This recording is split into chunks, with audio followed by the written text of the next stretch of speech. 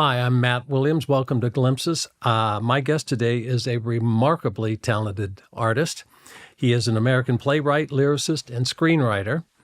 This man has received an Academy Award, 2 Tony Awards, and the Pulitzer Prize for dramatic writing for Driving Miss Daisy. Besides winning all of those awards, he may be the kindest gentleman in the entire entertainment industry, and I am thrilled to have Alfred Uhry on Glimpses. Welcome.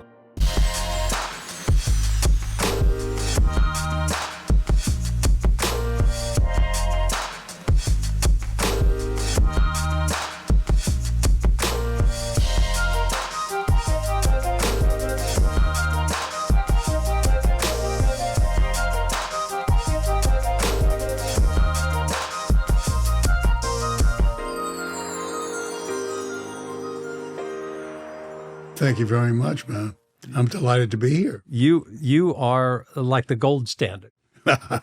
when playwrights talk, and there's a handful that are up there, and you're always one of that handful. You're the gold standard. Well, that's very flattering. I don't feel like the gold standard. Well, you are. Now, I'm going to talk about early days. You were born in Atlanta, Georgia. Correct. A few years ago. A couple. Okay. Now, when you were growing up in Atlanta, did you always want to tell stories? Always. Always. I always wanted to write plays. I mean, I thought movies, I thought that they made them up themselves as they went along. I didn't know, really. that someone actually wrote the script. I thought, they just did that. But somehow my mother loved the theater, and she took me a lot. And she always took me. My father was in the furniture business, and we came to New York. He came to New York twice a year to the furniture show. Okay. And she came with him. And he worked all day. And what he wanted to do was come back to the hotel and watch a ball game or take a nap and go to bed. And when I got old enough, they brought me. And I think I was there as sort of the beard that went to the theater with my mom. Really? And she took me to whatever she wanted to see. So how old how young? How old were you? 10, 11. 10, 11, 12 years old. Like that. And you're seeing New York plays. And musicals. I love the musical. Okay. I mean, I remember seeing, I must have been 12. I saw Kiss Me Kate in South Pacific, I think on the same day. Unbelievable. And she took me to play. She took me to a play, I'm sure you know of it, I don't know if anybody else does, called Detective Story. And Detective Story was about abortions. It was about a man who was a cop, and he discovered his wife had had an abortion. And I didn't know what all that was.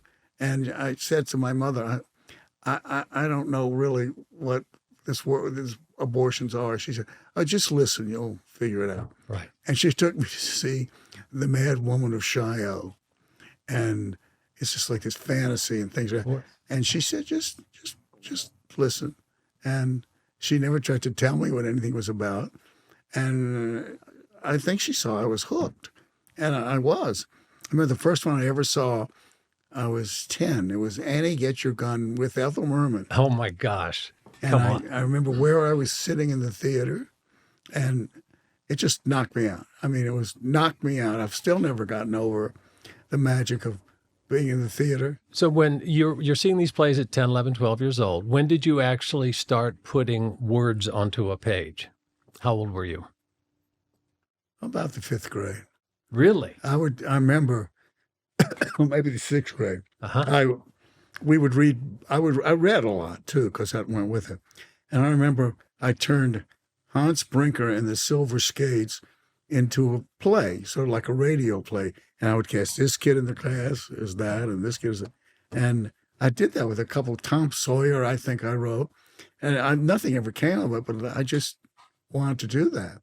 Wow, you were hooked very early. And so you started writing as early as the 5th grade. You went to college, obviously. Did you study writing or playwriting? I went to Brown. Yeah. From Atlanta. I was in a class. There were 3 of us from Atlanta. And we were the first boys to go to Brown in 10 years from your state of Georgia. So it wasn't the hot school that it is now.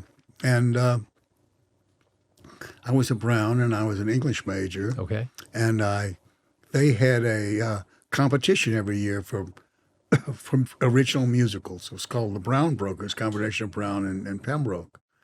And I wanted, I was infatuated with Rodgers and Hammerstein. So I tried one with this girl, and it didn't make it. But the winner of that year was a fraternity brother of mine, and he beckoned me to his room.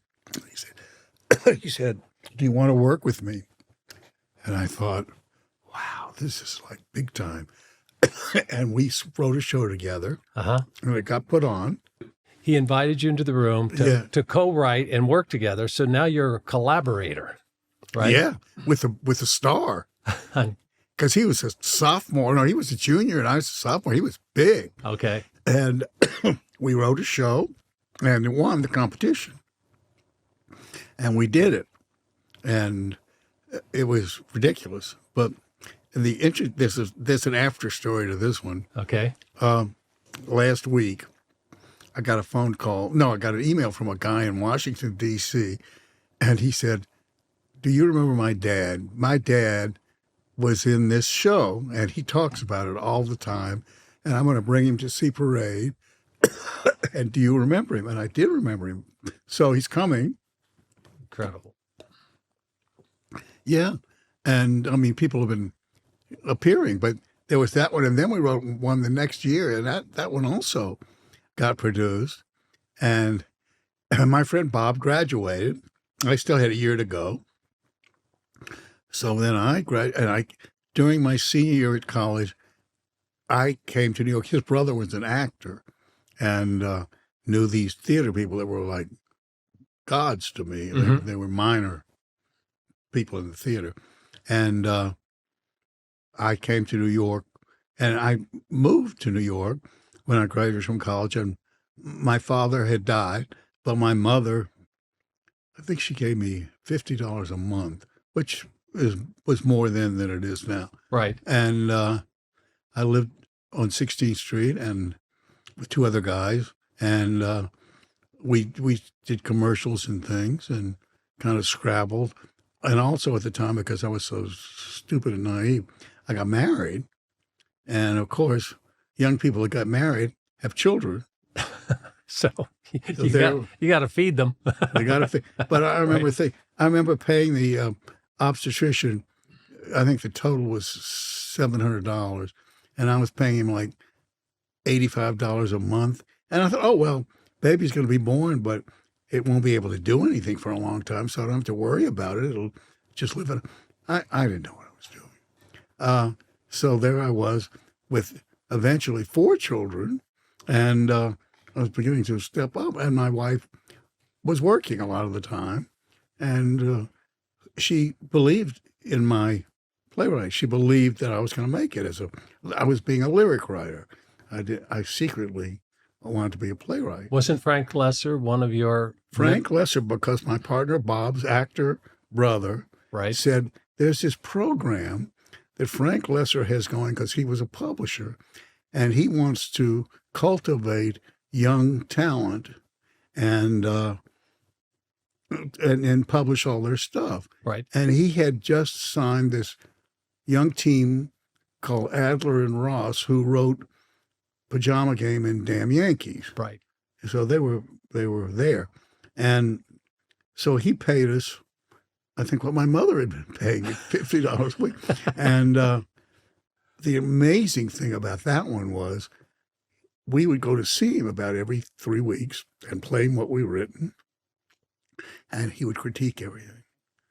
So you were truly being mentored by this man. Yes, I was. Okay. And I learned so much. And although it was about lyric writing, it applied to playwriting too. Right. And he said, I've never forgotten, he said, when you're writing a lyric, this was about a lyric, but I think it's true about a lot of things. He said, picture you're at a railroad crossing and the freight train's going by, and the coal car goes by, and the milk car goes by, and this car goes by, and he said, and they're gone, but you only see them while they're passing. Right. And so remember that in a lyric, they only hear it while it's passing. Interesting. And I think it's true playwriting. And then many years later, when I was teaching high school, I was teaching Shakespeare. And I was teaching the Scottish play. I guess it's all right to call it by name now. I'm not in the theater. Anyway, I was teaching Macbeth.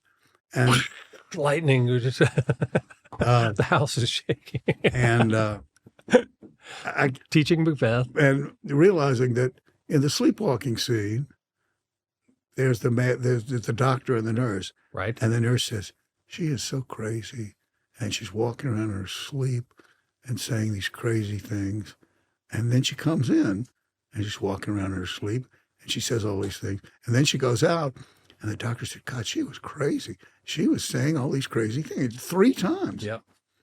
And almost all of it's that way. He doesn't, I don't think people were listening that much in the thing. They were eating oranges and picking up girlfriends. I don't know what. Well, there used to be an adage that if you had something important to say in a play, say it 3 times. That way everyone in the audience gets it. But that's not true, because Shakespeare, like you said, the groundlings are fighting and elbowing and eating oranges. And now we process so quickly with our phones and TV that it has to influence the way we process information in the theater, right? I mean, I think in the theater, people who go to the theater have to listen, I think. But you have to make it clear. yeah. I still try to make it clear who this is, what they're saying. And sometimes that's the very thing you forget about. Oh, you're talking about this and that. And they say, well, the director or somebody will say, or an actor will say, well, how did I get here? How did I come to this house? What did I do? But, and I think you have to listen to actors pretty much about making things make sense. Yeah. Now, I want to ask, because you were talking about Lesser and writing lyrics. Your first time out, a couple times out, you didn't have any success in New York. One night. One night. You had some plays that ran one performance, right? 2. 2 plays that ran They were one. both musicals. Musicals that lasted one performance on Broadway. Exactly right. And I tell my students, I go, if you want to be a writer, you're going to fail your way to success. And by that, I mean, you're going to write some scripts that work. You're going to have some plays that don't work. And eventually something's going to click and you'll start writing. And it sounds like that's, it may have been casting, it may have been the content, but you could have been knocked down and out early on, but you didn't allow that to happen. You stayed in there. You were tenacious. I had to be. It wasn't like these old movies that I sat there and said, I'm going to make there was just something in me. I had to do it. And I just had to. And I did. And I mean, the first show was a musical adaptation of East of Eden. Okay. Which was a bad idea to begin with. It's a pretty sprawling novel. And even the movie's only about that much of the book. And this was the movie. Okay. And not only that, you're fighting James Dean. And I mean, it was ridiculous. But it was my collaborator from Brown's idea. And he was so devoted to it. And I thought, oh, okay. And I hadn't figured out then, because I wanted it so bad, that it has to come from your gut. Yeah. Pretty much has to come from your gut, unless you skate into something that you get lucky with. But that's never happened to me. Right. And I know your stuff came from the gut too. Yeah. So there's something inside that you have to get out, and you have to write it, as opposed to, I'm hiring Alfred to write the Dancing Chipmunk movie. Okay, I'm sure you can write a Dancing Chipmunk. But it wouldn't be any better than anybody else's Chipmunk movie. Right. Right. But also, it really helps if you know what you're talking about. Right. And I didn't know that then. I just said, Broadway. And I didn't know. But you had success on Broadway with Robber Bridegroom. Was that your first real success? Yeah, and you see, there's something that I found in a bookstore, and I was a big Eudora Welty. Of course. But I had never even heard of the Robber Bridegroom. Right. It's a novella, correct? Yeah. A novella. It's a novella. It's pretty much in between. Okay. And I contacted her, and she wrote back. And I was stunned to get this letter. And she said, well, people have tried to do it before, but if you want to do it, go ahead. which was amazing because she didn't ask for money. She didn't have any money, but so there was a musical theater workshop being started at St. Clement's Church on 46th Street. Absolutely. Mhm. And we got selected. We won some contest with my same dear collaborator. And it was done. And there was a wonderful actor who's been gone for a long time named Raoul Julia. Of course. Well, Raoul played the robber bridegroom.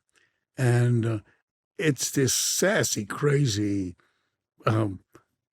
early Southern thing about highway robbers and gold, sacks of gold being hidden here and there. I mean, it's just crazy. And we did a wonderful production of it with Raoul, and the director of it was working for John Houseman at Juilliard. So John Houseman came to see it. And John Houseman, who was the most elegant British, unlike this piece, he said, this piece would be very good. I have a class that's just graduating, and we're starting this company called the Acting Company. And I think it would be good for so many of these people. So as luck turns out, those people included Kevin Kline and Patti LuPone and on and on. Unbelievable. So, I mean, yeah. Talk about timing. Timing is a lot. It's been that way in my career all along. And you can't write timing. You can't predict it. So the Acting Company, along with, they were doing Edward II and some was it, I've forgotten, something like some 18th century comedy of manners, right, and the robber bridegroom. I mean, and that was about people. Mine was about people spitting in spittoons and all that. And the actors, Kevin and Patty, and all those people loved it because they were able to show their chops. And it played New York 2 weeks in the schedule because they were scheduled to move right, all around the country. And both Patty and I got Tony nominations. Incredible. Incredible. So it was the year of the chorus line, so I figured I'm not going to do too well, but I got to go to the Tonys. And but you've done okay since then. I mean, you've written a few plays. Let's talk about the Atlanta trilogy, because that's what everyone knows. That's the big three: Driving Miss Daisy, the Last Night at Ballyhoo, and Parade, which has been revived on Broadway, and it's currently running at the Bernard B. Jacobs Theater right now. Right now. And you said that just kind of came out of the blue for you, right? Absolutely came out of the blue. And you've got a pretty good actor in the lead there. Would you say? Yeah. And a pretty good company, but absolutely. I mean, a year ago right now, I had no idea that this was going to happen. Parade was not a success the first time on Broadway. It was the middle of the Clinton years, and people didn't want to think about anti-Semitism and lynching black people and all that stuff. And the producer pulled out, and it didn't last very long. And it is based and inspired by, those who don't know, who are listening, it's Leo Frank. It's the Leo Frank who was supervisor at a pencil factory in Atlanta in 1913. And on Confederate Memorial Day, a 13-year-old girl was murdered in the factory. And he was the last person to talk to her alive. And they hung it on him, and it's pretty clear that he didn't do it.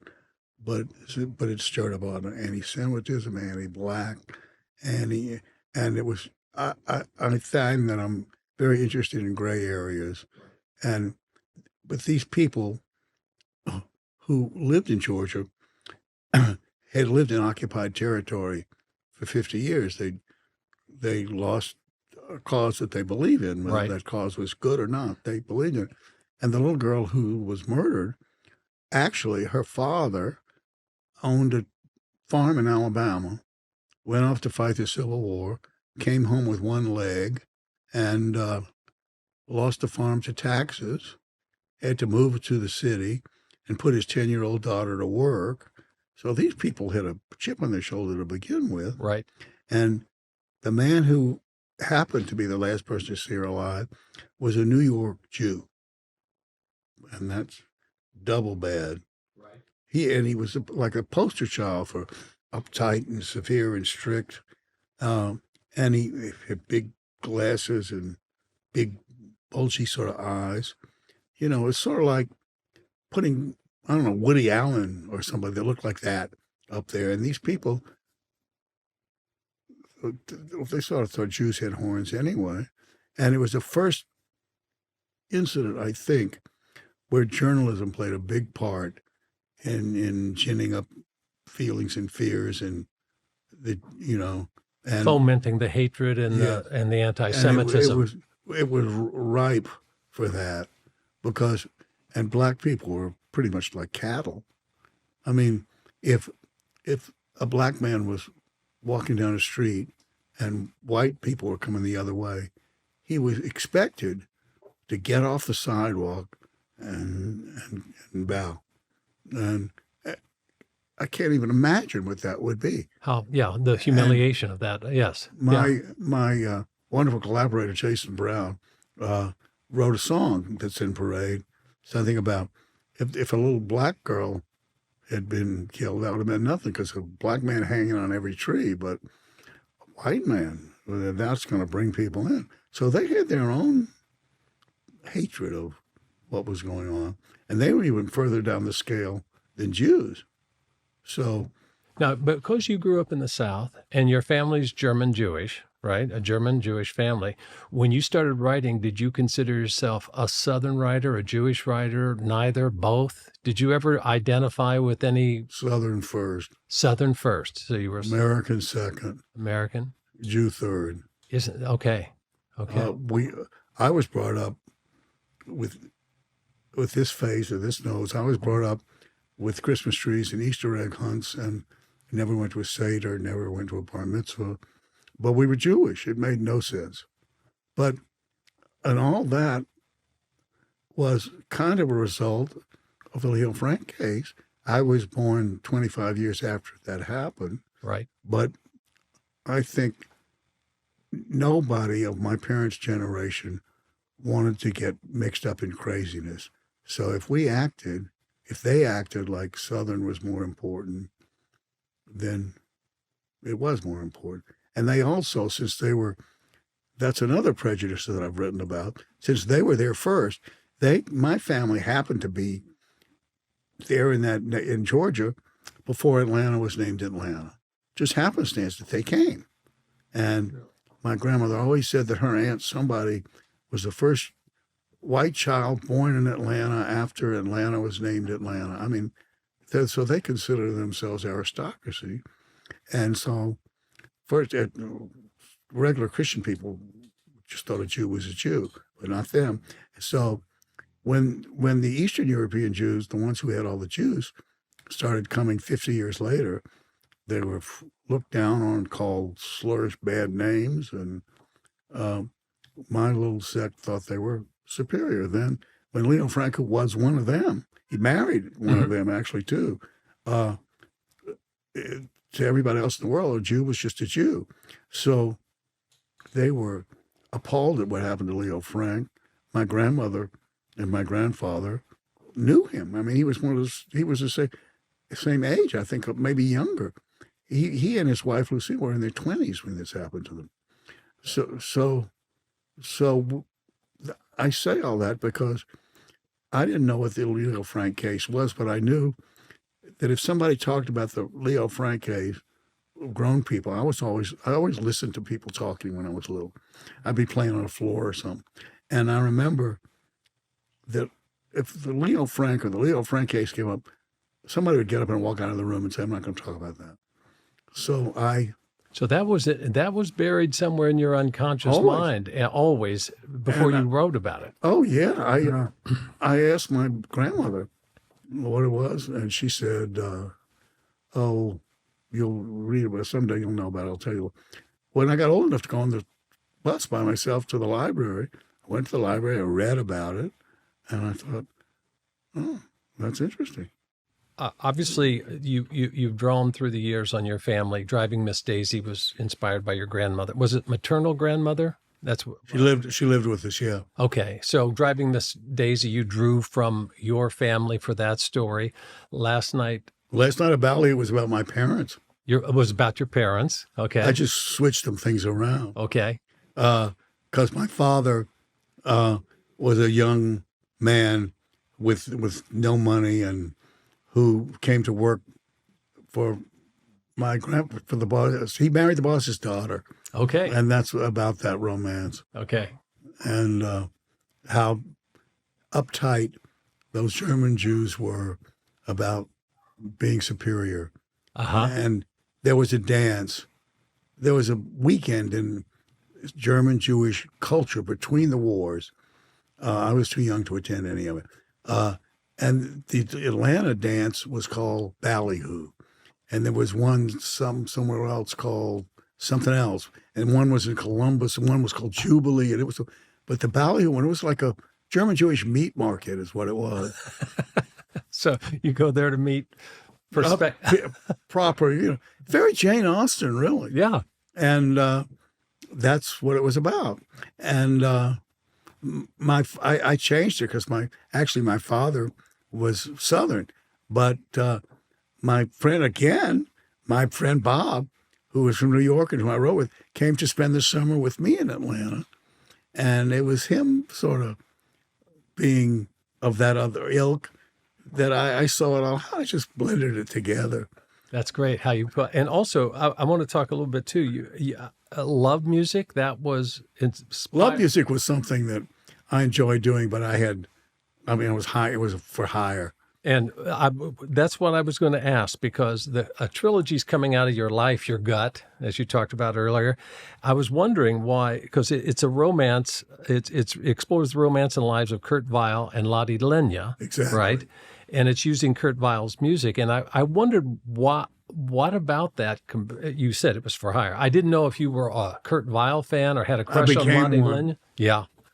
Yeah, in writing the musical. Yeah, and listening to all that stuff. Right. I listened to so much that for about a week I believed I understood German. Oh, wow. Okay. I love delving into that because I love showbiz. I love showbiz history. Uh-huh. And here was a man who left Germany, came here, and within a year he's writing on Broadway. And he just style changed. And he was brilliant. And Hal Prince directed it, and I had done Parade with him, and I enjoyed working with Hal, and it was a wonderful cast. And I think anybody could have written that. It didn't take what I am particularly good at. It just took knowledge of how to set things up, which is valuable. Talk to me about working with Hal Prince. I mean, he's one of, again, I called you the gold standard in many. He was the gold standard. He was the real deal. Yeah. Was that a good collaboration? How did that much work? The only thing, yes, because he was inspiring, and Parade never would have happened without him. Okay. Because I was in his office. We were sort of friends, and after Ballyhoo, or he read Ballyhoo, and he said, "Why do you think those Jews were so kind of anti-Semitic?" Because he kind of was too. And I said, "I think because of the Leo Frank case." He said, "I know sort of about that, but tell me." So I told him the story. He put his glasses on top of his head and he said, "That's a musical." Are you kidding me? No, I'm not kidding you. And then, in that moment, okay. And then he said, "I'm going to send the material to Steve Sondheim." And so for about a week and a half, Steve was going to do Parade. Uh-huh. And then Steve said, "Well, I've just done Passion, and I can't do another one of those." So Hal said, "Oh, that's all right, because my daughter Daisy is doing a musical downtown with this really talented boy, and now he's going to write the score." And I thought, yeah, that's great. I get to go from Steve Sondheim to Daisy's friend. And there was another break. Jason Robert Brown was younger than my children. We were more than maybe 30-something years apart. And he listened. He listened when I talked. He listened about the South. We talked about why I was so conflicted about being Jew and being Southern, because whenever I went back to Atlanta and I'd land at the airport, I'd see the red hills and the clay and feel coming home. And he listened to all that. And he didn't write anything for months and months and months, and he was working on spec. And then one day he called me down to his apartment, and he played me the first two songs from the show. And I'm not a crier, and I cried because it was so good. And I called Hal, and I said, "Yeah, he's the one." but I couldn't have done this without him. I couldn't have. But I love that fact that in that moment, how Prince puts his glasses on top of his head and says, "This is a musical," and that's the ding moment. You go, okay. And the rest. Okay, I've got to jump to something else because I didn't have any idea until I was Googling you and doing some research. You co-wrote the film Mystic Pizza in Yes, I did. 1988, and that was the film that launched Julia Roberts' career. That's right. And there was a young actor in that film, 18 years old. It was his first film. His first film had one line, and it was Matt Damon. Yep, that's right. I've never seen him since, but I've seen his movies. Sam Goldwyn, who was a lovely guy, Yeah. had read Miss Daisy, so somehow he sort of took me under his wing, as did Richard Zanuck. So I'm 10, 15 years younger than them, but there I was, never have written a movie at all, and they had Mystic Pizza going, and Sam, they weren't happy with the script at all, and they said they were shooting, and in Mystic, Connecticut, so they said, please come up and try. There's this one scene at the beginning. See what you can do with it because it's not working. Okay. So I went up there and I did it, and they shot it. And the next night I saw the rushes, and they said, "This is now. Would you stay on for a couple of weeks?" I said, "Sure." So there I was in the hotel, writing this stuff, and I had never written a movie before, but I loved movies. Turner Classic Movies is my. That's your go-to, right? It's like wallpaper in my house. I mean, It's always on. Usually, and so I had knowledge I didn't know I had, and I also had 4 daughters, and this was about teenage girls, and as I told you before, I listened.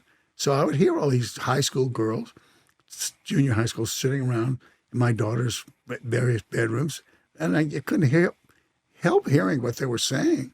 So I wrote a lot of that, and eventually I got screen credit because I think 80% of that dialogue in the movie is mine, and the movie was a hit, and I thought, oh, this is easy. But you said the operative word there, you listen. And you listen. And one of the questions I had was, have your 4 daughters informed your writing? Well, obviously they have, but you listen. And I remember I asked you once over dinner, I said, Alfred, when you are imagining a play, do you see it or do you hear it? And you said, oh, I don't even know what the set looks like. I hear the dialogue. I hear the music of the language, Yeah. which is I guess what a lyricist should do. But so you hear it. And I think the operative word, and I want young writers who are listening to this to listen, that the operative word is listen. Keep those ears open. Really listen to how people talk, what they're saying, the inflections, because you're masterful at that. I mean, Thank you. I think when I teach master classes, I've always said, if you have 2 people on the stage and one says good night and the other one says good night, think about how many things that could mean. It could be loving, it could be hateful, it could be Right. screw you, it could be, there was a show on television, remember The Loud Family? yes. The Loud Family was just followed people around, these people. And the Loud father said, I can tell you the whole story from the way she walks down the hall.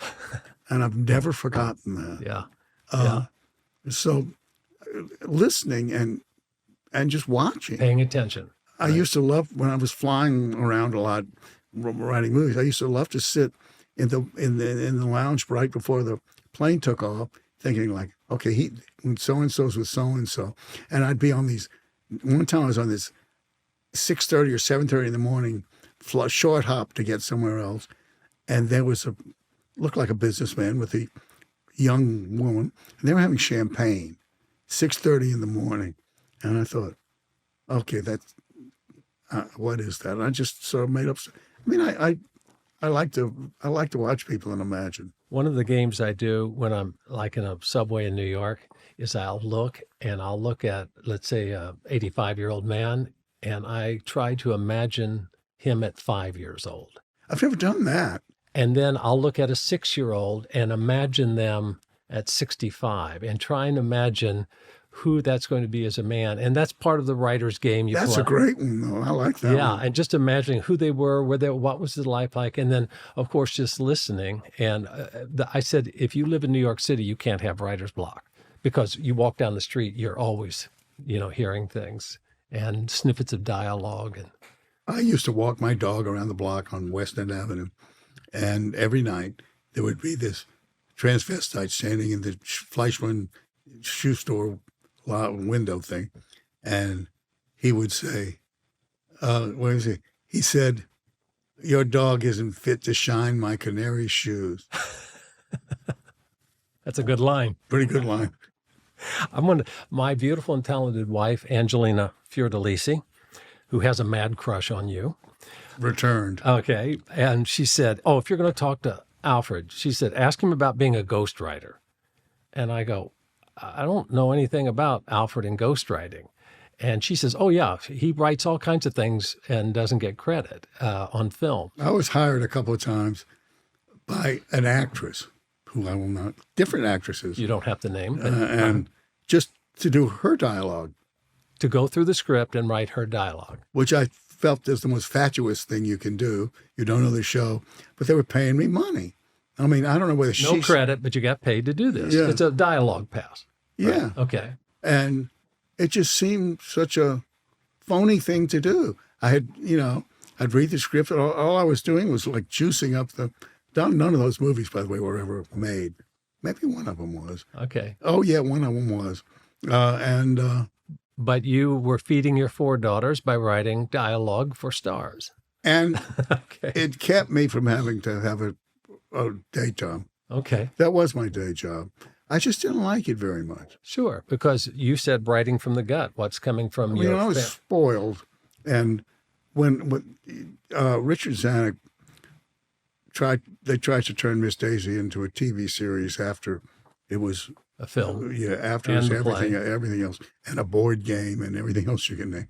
But so I felt honor bound to do it because I liked him and he was responsible for so much, and so I wrote a treatment and it got picked up for pilot, and then they had me go into a writer's room, and I didn't know what a writer's room was, and these were very pleasant guys, but it was my grandmother's story, and I just wasn't used to Handing it off to other I writers. just if it had been anything else like the court file Lottie Lenya stuff, I could have seen that. It would have been a group project, but I just didn't know how to do that. And they offered me to be the showrunner. I didn't know what a showrunner was. And I thought, I'm out of my depth here. I don't belong here. They had me in this 2-room office suite, they said was my office. For what? For meetings, for drinking champagne at 6:30 in the I morning. don't know what they, but I was frightened and I didn't know what I was doing. And it was the weekend of the riots in Los Angeles. It was the day of the riots. The Rodney King riots you took back then. Yeah. That's when the pilot was shot. Oh, my gosh. So there we were at Warner Brothers, and it was a problem getting back over the hill to L.A., to Beverly Hills, where they had me put up. And a great actress named Joan Plowright was Miss Daisy. She was also staying at the Beverly Wilshire. And so there we were, unable to leave the Beverly Wilshire Hotel until we could get so, there's where timing worked against you. Right. And that was the end of that show. Luckily, because I didn't want to do it. Oh, wow. Okay. Well, let's talk about the book that I wrote is called Glimpses, and it's comedy writer's take on life, love, and all that spiritual stuff. And basically, it encourages kindness, and you're the embodiment of kindness. And it encourages people to look around and find little glimpses of God. And by God, I'm not talking about the guy in the burning bush. I'm talking about moments of kindness, tenderness, unexpected compassion. Do you see glimpses of God as you go about New York or within the family with your daughters? You've got a lot of grandkids, right? 8. 8. Okay.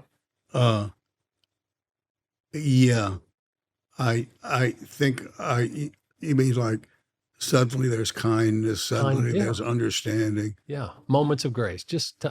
Even something as simple as somebody holding a door open for someone. And I go, okay, that's a moment of grace right there. They were kind enough to open the door and say, after you. And I think New York gets a bad rep. Oh, And, I do too. and you look around, and I've told this story many times. Angelina, my wife, fell on the sidewalk and purse went sprawling. Within seconds, 3 people were there, helped her up. Are you okay? Do you need help home? That's happened to me.